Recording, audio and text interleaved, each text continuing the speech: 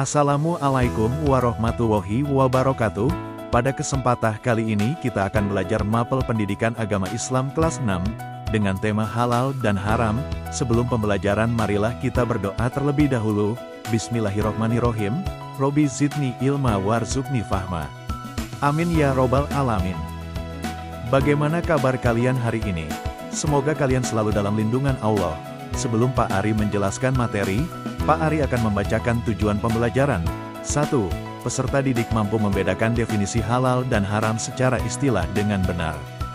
2. Peserta didik mampu menyebutkan dalil nakli tentang halal dan haram dengan benar. 3. Peserta didik mampu menjelaskan peran MUI dalam penetapan hukum halal di Indonesia secara runtut dan jelas. 4. Peserta didik mampu memberikan contoh sesuatu yang haram karena zatnya, sifatnya, dan prosesnya dengan tepat.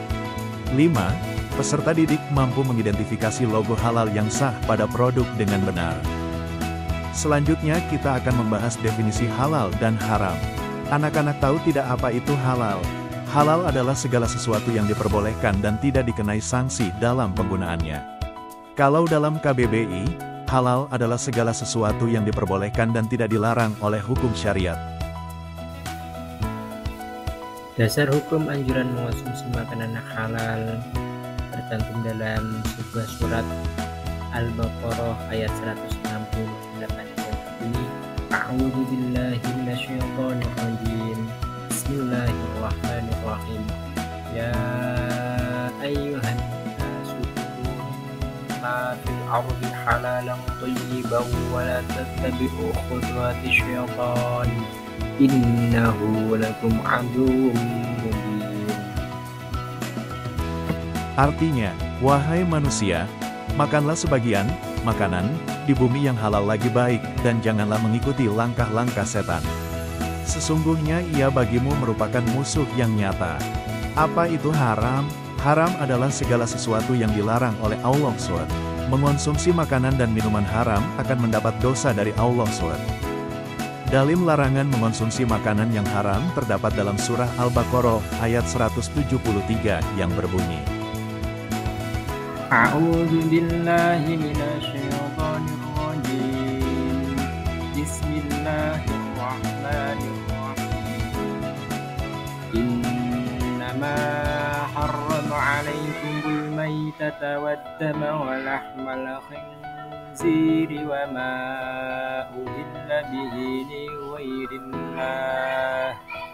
Faman yadhurra ghayra baghin wala 'adin fala isma 'alaihi innallaha ghafurur rahim. sesungguhnya dia hanya mengharamkan atasmu bangkai, darah, daging babi, dan daging hewan yang disembelih dengan menyebut nama selain Allah.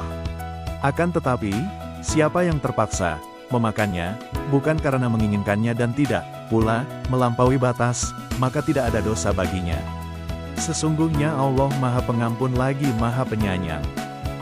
Ada sebuah hadis Nabi yang berbunyi, apa yang dihalalkan oleh Allah dalam kitabnya adalah halal dan apa yang diharamkan Allah di dalam kitabnya adalah haram, dan apa yang didiamkan, tidak diterangkan, maka barang itu termasuk yang dimaafkan.